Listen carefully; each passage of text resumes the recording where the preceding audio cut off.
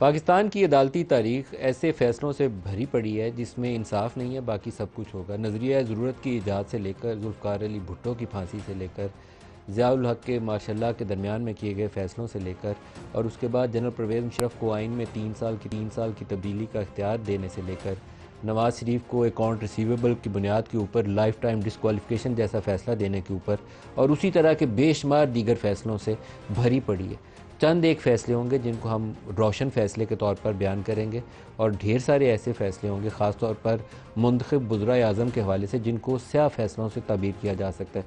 एक जज बशीर साहब ने 3-4 वज़ीर आज़म फड़का दिए हुए हैं। इतना हमारा निज़ाम मजबूत है कि एक वज़ीर आज़म की हैसियत यह है कि किसी भी बेहुदा से इल्ज़ाम के ऊपर उसको आप लाइफ टाइम डिस्क्वालीफाई कर सकते हैं या जेल में डाल सकते हैं। इससे ज़्यादा अफसोसनाक सूरत हाल हो नहीं सकती किसी मुल्क का निज़ाम तबाह करने के लिए। साइफ़र को इमरान ने सियासी बुनियादों के ऊपर इस्तेमाल किया, इसमें दो राय नहीं है।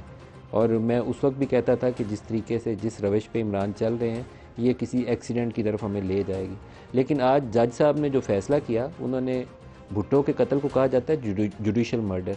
तो मेरे ख़्याल में ये पीटीआई से बल्ले का निशान वापस लेना, वो सुप्रीम कोर्ट ने जुडिशल मर्डर किया था और आज जज अबुल हसनाद साहब जो हैं उन्होंने 10 साल की सज़ा देकर इमरान खान को और शाह महमूद कुरैशी को दोबारा एक जुडिशल मर्डर किया। इंसाफ नहीं किया इस मामले के अंदर। साइफ़र केस की सज़ा एक मुंतखब वज़ीर आज़म था वो, जिसने डिक्लासीफाई किया उस डॉक्यूमेंट को, उसके ऊपर जो तरीक़ाकार भी बनाया मुतनाज़ा था, मैं उससे भी मुतफ़िक नहीं हूँ। लेकिन उसकी सज़ा ये थी कि 10 साल बंदे मार के आया था, 10-20 कत्ल किए थे उसने, बम धमाका किया था, क्या किया था। तो ये वो चीज़ें हैं, ये वो सवालात हैं जो सारी कौम भी जानना चाहेगी। इंसाफ नहीं हुआ इस मामले के अंदर और इस कदर तेज़ रफ्तारी के साथ उस सारे मामले को लपेटा गया है।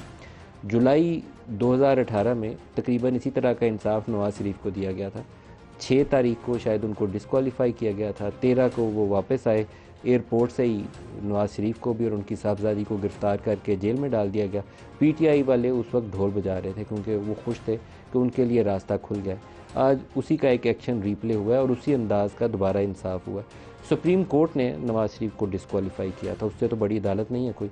तो उसी सुप्रीम कोर्ट ने 5-6 साल के बाद अपने ही किए हुए फ़ैसलों को ख़त्म करके उसको बहाल किया।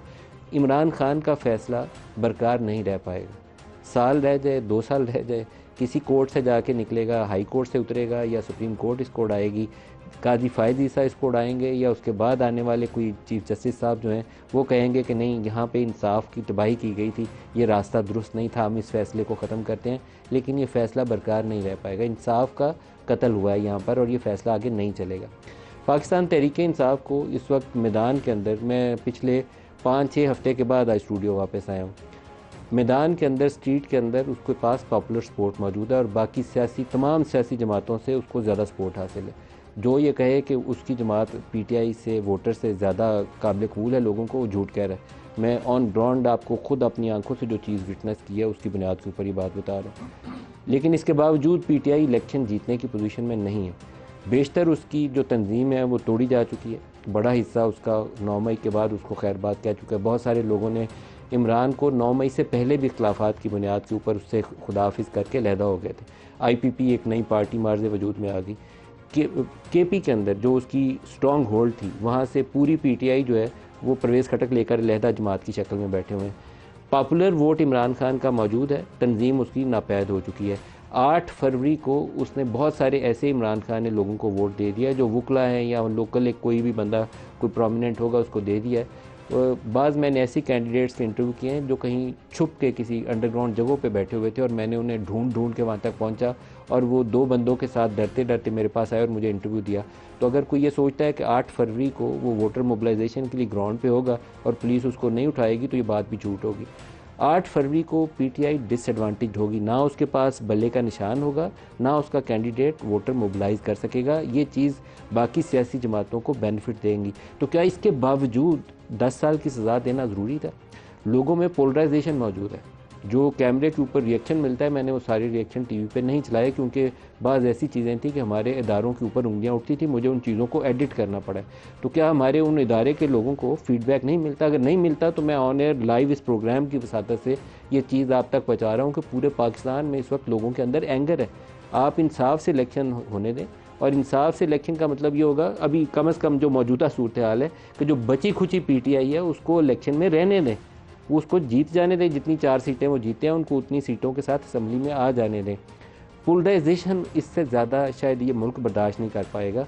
जब लोग सवाल उठाएं जुडिशरी के ऊपर और इस्टेब्लिशमेंट के रोल के ऊपर और कैमरे के सामने सवाल उठाएं, मुझे उनकी प्रोटेक्शन, उनके तहफ़्फ़ुज़ की खातिर वो चीज़ें एडिट करनी पड़ें कि मेरे एक प्रोग्राम चलाते चलाते ये बंदा जो है ना किसी जेल खाने में पड़ा होगा, तो फिर आप अंदाज़ा कर सकते हैं कि उस सोसाइटी को किस लेवल पर हम ले जा चुके हैं। इसमें खाली इस्टेब्लिशमेंट की गलती नहीं है, इसमें बहुत बड़ा किरदार 9 मई का, 9 मई से पहले के बयानिए का। इमरान खान की जनरल बाजवा से लड़ाई थी, ठीक है, मसला था उनका, वो एक बयानिया लेकर ये भी मीर जाफ़र मीर सादक उनको पुकार रहे थे, लेकिन इमरान खान अखीर में जमहूरियत का बोलबाला करने के लिए एक और जनरल के साथ मिलकर, जनरल फैज़ के साथ मिलकर मौजूदा चीफ को नीचे गिराने की कोशिश कर रहे थे। वो भी सियासत नहीं थी, वो भी जमहूरियत नहीं थी। जो कुछ हुआ है पाकिस्तान में, हमने तबाही का रास्ता अपनाया और ये ऐसे कोने पे इस मुल्क को ले आए हैं कि हमें एज ए सोसाइटी, मुआशरे के तौर एज ए सोसाइटी हमें यकजहती के साथ आगे बढ़ना जो है वो मुश्किल नज़र आ रहा है। एज ए जर्नलिस्ट मैंने पहली दफ़ा महसूस किया है, मैं 30-32 साल 33 साल से इस प्रोफेशन में हूँ और इस अरसे में होने वाले तकरीबन कमो बेशतर इलेक्शन जो हैं कवर भी किए हैं। पहली दफ़ा मुझे नज़र आता है कि हम एक खौफनाक दुराहे के ऊपर खड़े हैं। दुराहा तो हर दफ़ा हम कहते हैं कि पाकिस्तान के सामने 2 रास्ते हैं, लेकिन इस दफ़ा दुराहा जो है वो ऐसा दुराहा है जो पूरी कौम को तकसीम करने के दर पे है और तकसीम करने के दर पे भी खौफनाक हद तक है। आज एक सिबी में रैली के अंदर ब्लास्ट हुआ है, अफसोसनाक, अल्लाह पाक रहम फरमाए कि ऐसा कोई इंसिडेंट पंजाब में ना हो जाए। मैं पिछले कई दिनों से इस खौफ में हूँ कि अल्लाह ना करे कोई ऐसा कुछ वाक़या अगर पंजाब या किसी बड़े अर्बन सेंटर में हो गया तो ये जो एंगर है ये क्या रुख इख्तियार करेगा, इसको मैनेज कौन करेगा? क्या कुछ और लोगों को, चंद हज़ार को हम जेलों में डाल के तो इस एंगर को दबा सकेंगे? हमें इसके ऊपर संजीदगी से बैठ के गौर करना चाहिए। बड़ी सियासी जमात जो उनके कायदीन हैं, नवाज़ शरीफ और जरदारी साहब के ऊपर बहुत बड़ी जिम्मेदारी है। बड़े सियासतदान हैं, वो जिम्मेदारी का मुजाहरा करें। लोग क्या सोचते हैं उसको सामने रखें। क्या वो सोचते हैं कि इस वक्त हमज़ा शहबाज और शहबाज शरीफ मैदान में निकल के लोगों के सामने कैंपेन करेंगे आज़ादी के साथ? लाहौर की गलियों में हमज़ा के साथ जो कुछ हुआ है दोबारा निकल के दिखाएं, मुझे ग्वाल मंडी में ही घूम के दिखा दें जो उनकी स्ट्रॉन्ग होल्ड है, पता चल जाएगा। एक और उनके प्रोमिनेंट लीडर कल लाहौर में ख़िताब नहीं कर सके। ये सूरत हाल है, ये रियलिटी है इस वक्त पाकिस्तान की।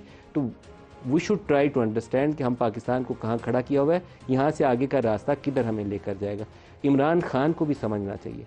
इमरान खान एक पॉपुलर सपोर्ट जो उसने हासिल की है उसका मतलब ये नहीं है कि मुल्क को 2 हिस्सों में तकसीम कर दिया जाए, और उससे ज़्यादा बढ़कर ज़िम्मेदारी उन लोगों के पास है जिनके पास इस वक्त इस मुल्क को चलाने का इख्तियार है। मैं एज ए जर्नलिस्ट अपनी ज़िम्मेदारी अदा कर रहा हूँ। आई होप कि बाकी लोगों जिनको अल्लाह ताला ने इक़्तिदार और ताकत दी है वो इस मुल्क की सालमियत को सामने रखते हुए फ़ैसले करें।